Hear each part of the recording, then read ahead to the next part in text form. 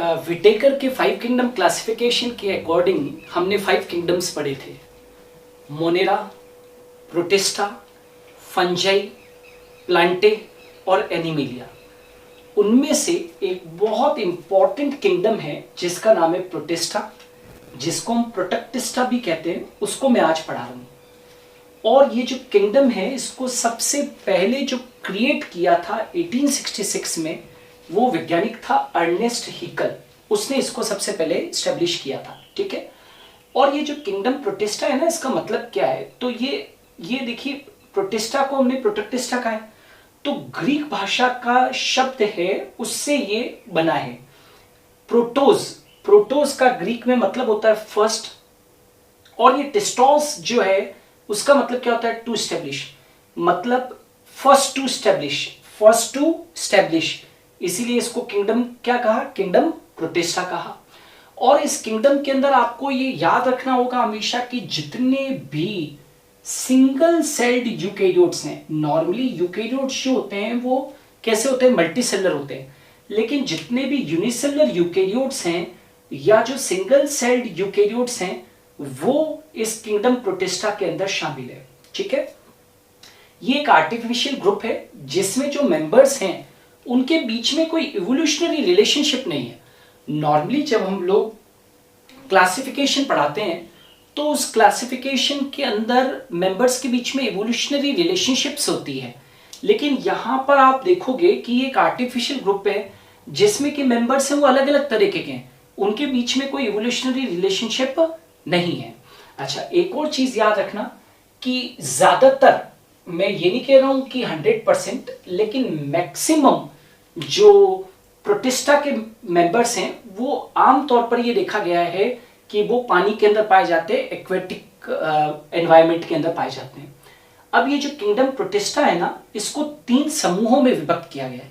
ये पढ़ना बहुत बहुत जरूरी है ना, ताकि आपको जो वो डाइनोफ्लैजिलेट्स है या डाइएटम्स है या युग्लिना है या स्लाइमाउट्स है वो आसानी से समझ में आ जाएगा। किंगडम प्रोटिस्टा को 3 ग्रुप्स में बांटा गया है।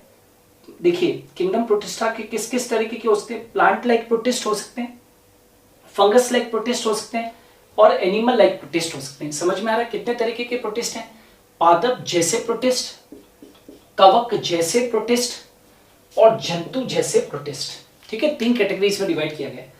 ये प्लांट लाइक प्रोटिस्ट है। प्लांट लाइक प्रोटिस्ट मतलब कि इनमें जो भी कुछ शामिल होंगे मेंबर्स वो प्लांट लाइक होंगे, जैसे कि कुछ एल्गीज है ना, एल्गीज।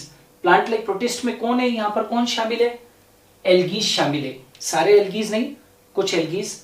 फोटोसिंथेटिक प्रोटिस्ट, ये कैसे फोटोसिंथेटिक प्रोटिस्ट होंगे, photosynthetic protist. Plant like protist मतलब एल्गी, फोटोसिंथेटिक प्रोटिस्ट मेनली ये सब कैसे होते हैं, ये एक्वेटिक होते हैं। फोटोसिंथेटिक प्रोटिस्ट यहाँ पर शामिल है, मेनली एक्वेटिक होते हैं। यूनिसेलुलर एल्गी यहाँ पर शामिल है। मल्टीसेलुलर को तो अलग से पढ़ेंगे क्योंकि यहाँ पर क्या सिंगल सेल्ड यूकेरियोट है, तो जितने भी यूनिसेलुलर एल्गी है उनको यहाँ पर शामिल किया गया है। और ये जो प्लांट लाइक प्रोटिस्ट है ग्रुप, किंगडम प्रोटिस्टा का जो एक प्लांट लाइक प्रोटिस्ट ग्रुप है, इसको 3 डिविजन्स के अंदर डिवाइड किया गया है। पायरोफाइटा, जिसमें कि इस डिवीजन में डाइनोफ्लैजिलेट्स, इनको डाइनोफ्लैजिलेट्स या जितने भी जो डाइनोफ्लैजिलेट्स है वो इसमें शामिल है। क्राइसोफाइटा, इसमें डाइएटम्स और विशेष तौर से गोल्डन ब्राउन एल्गी शामिल है। और यूग्लिनोफाइटा में यूग्लिनोइड शामिल है। मैंने कुछ अपने वीडियोस अपलोड कर रखे हैं डाइनोफ्लैजिलेट्स के ऊपर, डाइएटम्स पे और यूग्लिनोइड्स पे, या यूं मैं कह सकता हूं कि मैंने अलग अलग डिविजन्स, ये जो प्लांट लाइक प्रोटिस्ट ग्रुप है इसके जो तीनों डिविजन्स हैं, पायरोफाइटा, क्राइसोफाइटा और यूग्लिनोफाइटा के ऊपर वीडियो अपलोड कर रखे हैं मेरे चैनल के ऊपर, उनको आप जरूर जाके देखिए तो आपको डिटेल्ड वर्जन मिलेगा। अब आ जाते हैं fungus like protist. Fungus like protist में कौन शामिल है, अवपंख कवक, स्लाइमाउट्स। इस स्लाइमाउट्स का वीडियो भी मैंने डाल दिया है, उसको आप जरूर देखें, राइट, पूरा डिटेल डिस्क्रिप्शन के लिए। ये कैसे होते हैं, मोटाइल होते हैं, फंगस लाइक होते हैं। ये मोटाइल होते हैं और कैसे फंगस लाइक होते हैं, गतिशील होते हैं, फंगस लाइक होते हैं। गतिशील इसलिए कहा है क्योंकि वो सड़ी गली पत्तियों के ऊपर मूव करते हैं और उनसे ऑर्गेनिक मटेरियल प्राप्त करते हैं, राइट। इनके अंदर ये फंगस लाइक प्रोटिस्ट ना, क्यों, क्योंकि कवक के समान इनमें क्या उत्पन्न होते हैं, स्पोर्स उत्पन्न होते हैं। कवक के समान इनके अंदर क्या उत्पन्न होते हैं, स्पोर्स उत्पन्न होते हैं। और ये जो स्लाइमोल्ड्स हैं, इनको भी, स्लाइमोल्ड्स को भी या फंगस लाइक प्रोटिस्ट ग्रुप को भी दो डिविजन्स के अंदर डिवाइड किया गया है, एक रेसियो माइकोटा और मिक्सोमाइकोटा। वापस से बोल रहा हूं, फंगस लाइक प्रोटिस्ट या स्लाइमोल्ड्स को दो डिविजन्स के अंदर डिवाइड किया गया है, एक रेसियो माइकोटा और मिक्सोमाइकोटा। एक रेसियो माइकोटा के अंदर सेलुलर स्लाइमोल्ड शामिल है, जितने भी कोशिकीय स्लाइमोल्ड्स हैं वो शामिल है, और मिक्सोमाइकोटा के अंदर जितने भी एसेलुलर अकोशिकीय या प्लाज्मोडियल स्लाइमोल्ड्स हैं वो शामिल है। डिटेल डिस्क्रिप्शन के लिए मेरा जो स्लाइमोल्ड्स वाला जो वीडियो है उसको जरूर जाके देखिए, उसमें मैंने सेलुलर स्लाइमोल्ड्स और एसेलुलर स्लाइमोल्ड्स को जिक्र कर रखा है वहां पर। क्लियर। और लास्ट आ जाते हैं एनिमल लाइक प्रोटिस्ट। जैसे कि नेम शो कर रहा है, यहाँ पर प्लांट लाइक प्रोटिस्ट है, यहाँ पर फंगस लाइक प्रोटिस्ट है, यहाँ पर एनिमल लाइक प्रोटिस्ट होते हैं। ये भी एकोशिकीय हैं, सभी एकोशिकीय ही होंगे। मेनली ये एक्वेटिक होते हैं, पानी के अंदर पाए जाते हैं। वैसे भी आमतौर के ऊपर देखा गया है कि प्रोटिस्ट जो है वो एक्वेटिक होते हैं, राइट। और इन एनिमल लाइक प्रोटिस्ट में कौन शामिल है, प्रोटोजोन शामिल है। हम जानते हैं कि प्रोटोजोन्स जो होते हैं वो कैसे होते हैं, दैट इज यूनिसेलुलर, एक कोशिकीय सिंगल सेल्ड होते हैं। ठीक है, तो ये भी आपको ध्यान रखना है। अच्छा, कुछ प्रोटिस्ट के चारों तरफ कोशिका भित्ति उपस्थित होती है, कुछ प्रोटिस्ट के चारों तरफ कोशिका भित्ति होती है, और कोशिका भित्ति के अंदर की ओर या उसके नीचे की ओर कोशिका झिल्ली भी उपस्थित होती है। जैसे कि आप मेरे वीडियो में डाइनोफ्लैजिलेट्स और डायटम्स पर जाकर देखना, दोनों के अंदर हमने कोशिका भित्ति के ऊपर स्पेशली एम्फेसिस कर रखा है वीडियो के अंदर।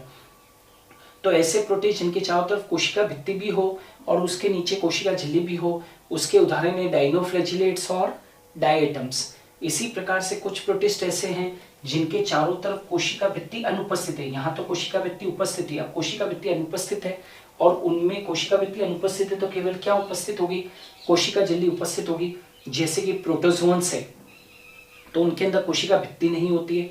यूग्लिनोइड्स आप जानते हैं, यूग्लिनोइड्स मेरी वीडियो को देखा होगा कि यूग्लिनोइड्स या यूग्लिना के अंदर कोशिका भित्ति नहीं होती है। स्लाइमोल्ड्स के अंदर भी कोशिका भित्ति नहीं होती है। हालांकि स्लाइमोल्ड्स वगैरह जो है वो जनन के वक्त में भित्ति का निर्माण कर लेते हैं, लेकिन वैसे भित्ति नहीं होती है। तो जिनमें भित्ति नहीं है वो है प्रोटोजोन्स, यूग्लिनोइड्स और स्लाइमोल्ड्स, और जिनमें कोशिका भित्ति है वो डाइनोफ्लैजिलेट्स और डायटम्स। ये भी इंपॉर्टेंट है, ध्यान रखिएगा। यदि मैं प्रोटिस्टा के मेंबर्स का न्यूट्रिशन की मैं बात करता हूं तो अलग अलग जो ये ग्रुप्स हैं उनके अंदर न्यूट्रिशन अलग अलग तरीके का है। जैसे पादपसम होलोफाइटिक यानी कि फोटोसिंथेटिक, अपना खुद फूड जो है वो खुद प्रिपेयर कर सकते हैं। तो जैसे ये प्लांट लाइक प्रोटिस्ट हैं तो नेचुरली की फोटोसिंथेटिक प्रोटिस्ट है तो वो होलोफाइटिक होंगे, है ना, खुद ही फूड प्रिपेयर करेंगे। जंतुसम जो होता है, जंतुसम होलोजोइक का मतलब होता है एनिमल लाइक न्यूट्रिशन, जंतुओं के समान पोषण, अपना खुद फूड प्रिपेयर नहीं कर सकते हैं, ये हेटेरोट्रॉप होते हैं और दूसरों से पोषण प्राप्त करते हैं।